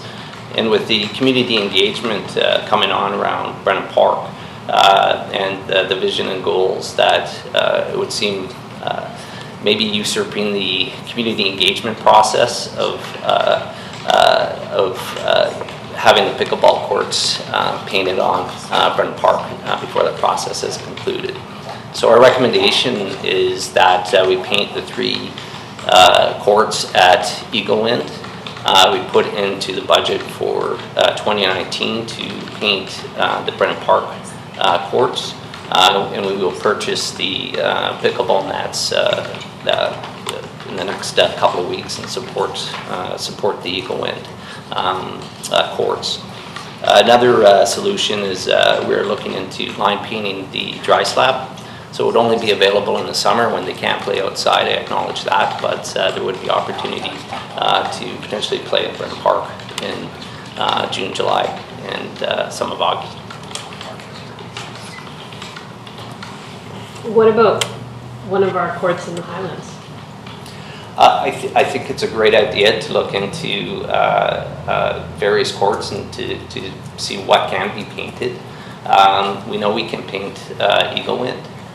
We could just simply expand the motion, but to look into various courts. I know the pickleballers have recommended Eagle Wind and Brennan Park. Their preference is Brennan Park, but I have had follow-up conversations with them, and any pickleball court is advancing the cause. They would like to see Brennan Park painted as a priority, though. We don't have budget for Brennan Park this year. There is definitely a court, played on one in the Highlands, that looks like it's a concrete. Oh, there's definitely tennis courts. There's not any pickleball courts. No, but why wouldn't we just paint one up there? It's less windy too. We could open the motion to follow up with pickleballers and say, hey, would you prefer one to be painted here or there? I don't think the specifics of the motion is what council cares about. Okay. Whether there's 2 here or 1 here. I think we'd like 3 pickleball courts. Painted. We work with the pickleball people to determine which ones are best. Great, that works for us. Yeah. Because I think the Eagle Wind one are going to be really problematic with the amount of wind and the type of ball that's used in that sport. Really challenging downtown. The Brackendale, it's great to rehabilitate the ones on the school property up in Brackendale that aren't used at all for any kind of racket sport. Down the road, it looks like they've got quite a bit of rehabilitation necessary to get those ones going. But why don't we just formulate a motion that that council fund, that staff work with the pickleball proponents. I just like saying pickleball. To find locations for at least 3 courts and purchase nets, 3 portable nets. I'll move that. Is there a seconder? Seconded by Councilor Pryor. I'll call the question. All those in favor? Opposed? Motion carries. Next up, we have a motion from May 22nd, committee of the whole, that the district redirect remaining carryover 2018 budget allocated for the Squamish History Management Plan review towards engagement activities with C to explore how to update the Squamish History Management Plan to determine the scope and mandate for collaborative cross-section intergovernmental marine coordinating advisory body and working group, and that the district of Squamish participation continue in the Squamish History Management until other options are determined. Moved by Councillor Elliott, seconded by Councillor Black-Wolf. All those in favor? Opposed? Motion carries. I am going to look for council. We forgot to add it when we adopted the agenda, but if we could add a motion from this afternoon for consideration. Do you have to move amendment of the agenda? No. Move amendment to include a motion from this afternoon's committee hall meeting. Moved by Councillor Black-Wolf, seconded by Councillor Race. All those in favor? Opposed? Motion carries. Ms. Monday? Yeah, thank you, Mayor Heinzman. I'm just trying to bring up a slide here, actually.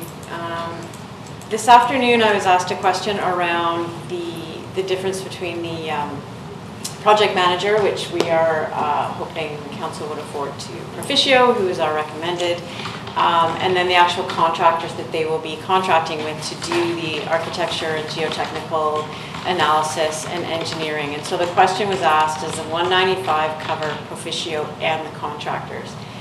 The answer is yes, but the 195, there's sort of 2 195s. I just want to be clear on what we're buying with this particular RFP.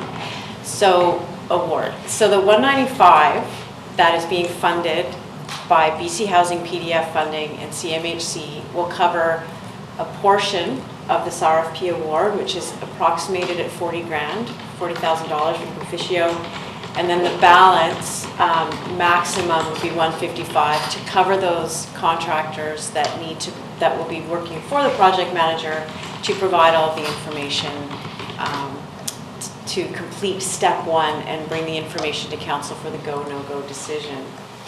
Should step one, the information that comes out of that, prove to either BC Housing or to council to be not feasible and the project stops, if BC Housing stops the project, the funding is spent and we don't have to pay anything back.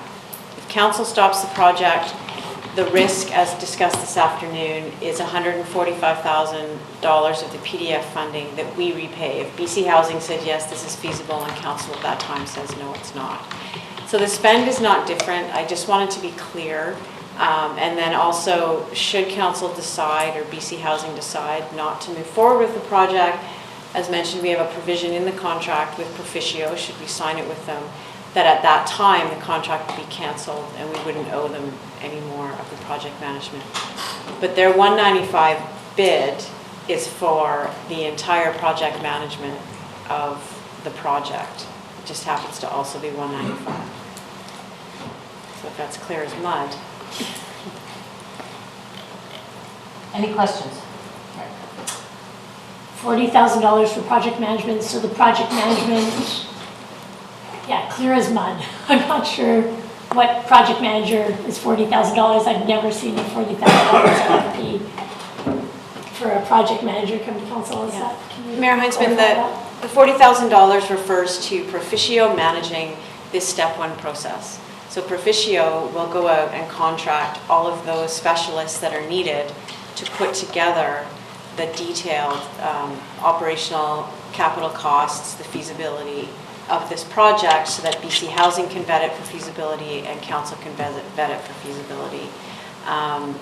We, generally speaking, to be perfectly honest, 195 for the entire project to occupancy and commissioning and occupancy was really quite a bit lower than any of the other bids, and that did form a large part of our conversation with them.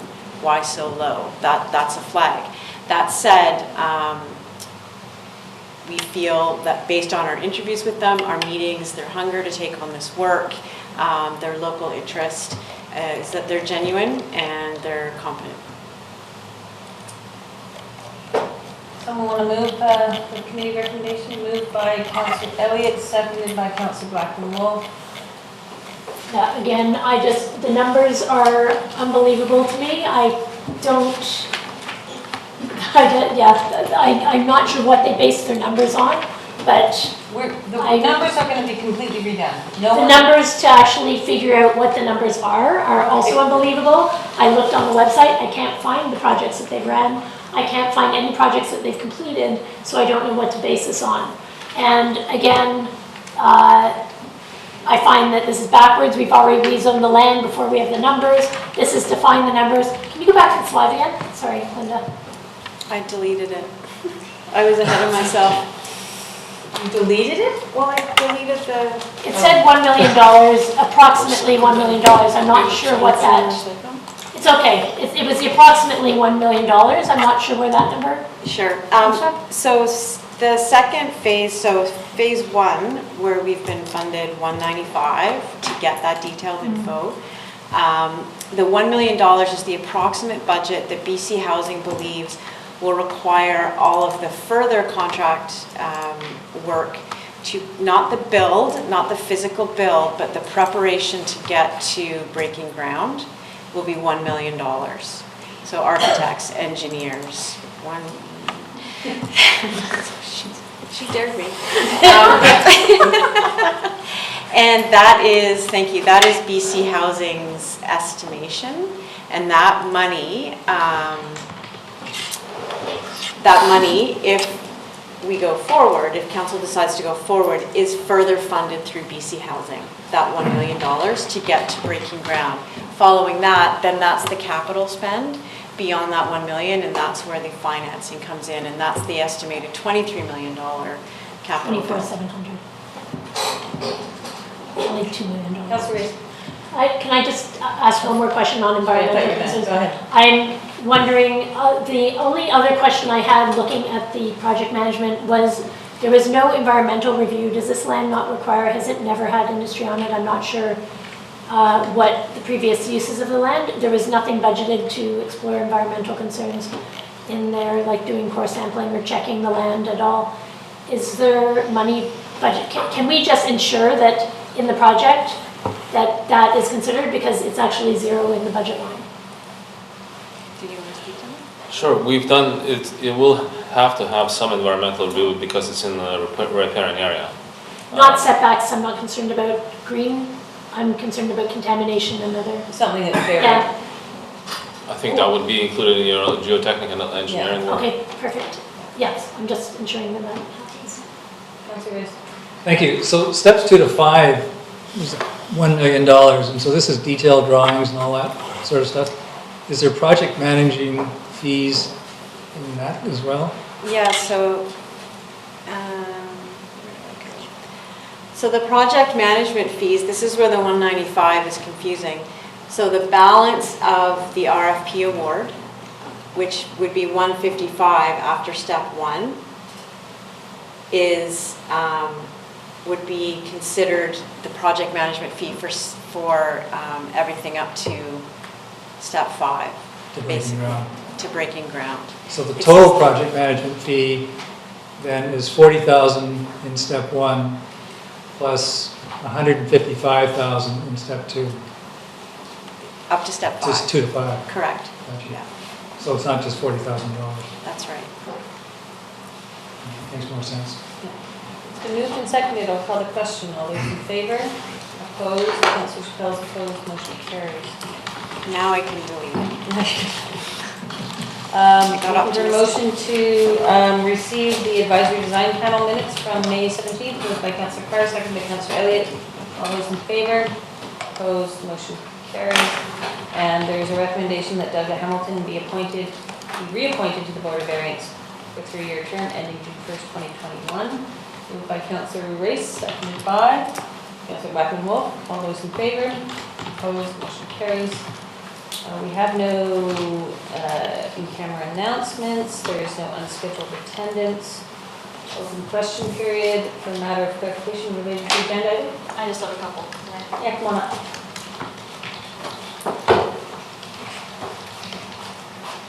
So they're probably for you, Natasha. I'm just writing about the Access Society letter. And I was wondering, obviously the main point was the unauthorized camping, but there was a point they made that they feel a lot of attention being given to mountain biking, and they wanted sort of a district point person in regards to climbing. That's not for Natasha, that's for me. Okay, whoever it's best for. Yeah. Mayor Henchman, I wondered if that was something that was talked about at that meeting? No, it wasn't actually really talked about. And we had a very similar meeting to the one we had with the Access Society with SORCA and Trail Society about trailheads about a month before that meeting. So I think SORCA does a lot of work, advocacy work, and I think the Access Society is taking a page from SORCA's example. No, we want to work with all our community partners, obviously. So is there going to be one designated staff contact point though? At this point, it's Natasha that's working, sort of coalescing this group to come up with a strategy, correct? Great. The only other thing I wondered about, you were talking about the site that's being maybe considered at the end of a bumpy road. Can you tell me at all whereabouts that site is? Yeah, it's the water tower site. I can show you on a map. Yeah, I'll have to look that one up. Okay. It's up the map on Forest Service Road. Okay, perfect. Those were my questions. Thank you. There are a couple staff updates for information. I just have a few things. I'm speaking next week at the Canadian Maritime Law Association. Piqued Councillor Race's interest. on Bill C-64 that's coming up next week.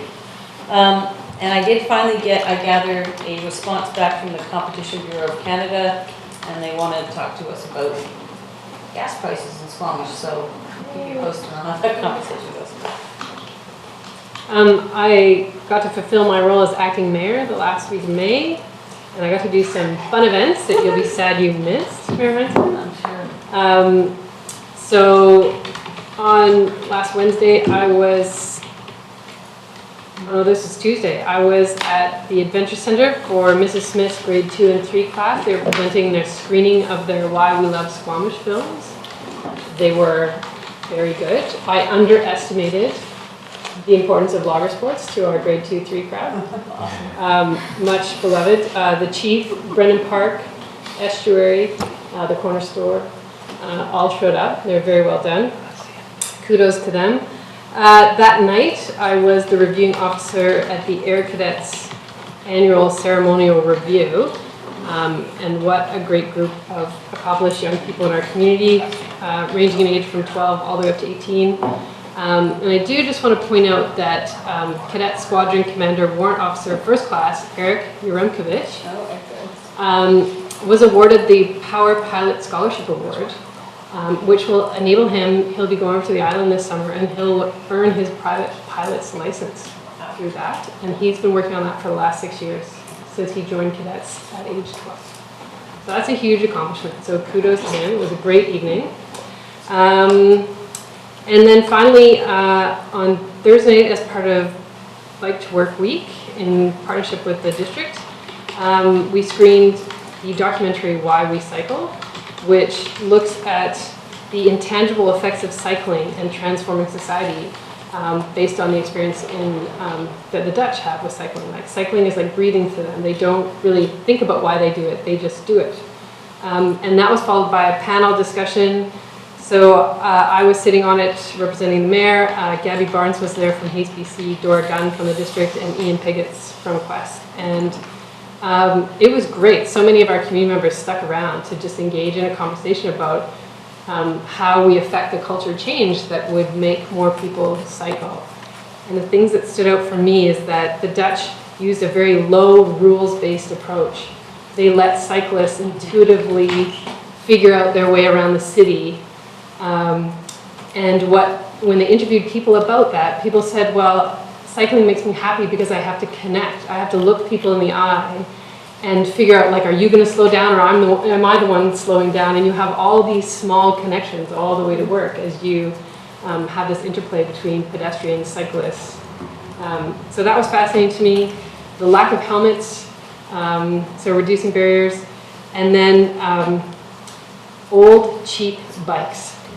So we have this weird thing about having really expensive bikes here, but like they have these like rusty buckets, and those are kind of like the prestige things. Like if you've got your great grandmother's bike from the 1920s, like that's cool and it's still operating.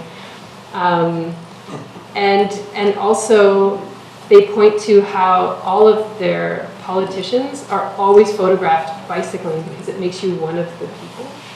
How that influences other people's approach to cycling. It was a fascinating film, and I'm so glad we screened it here. And my last thing is that on June 14th,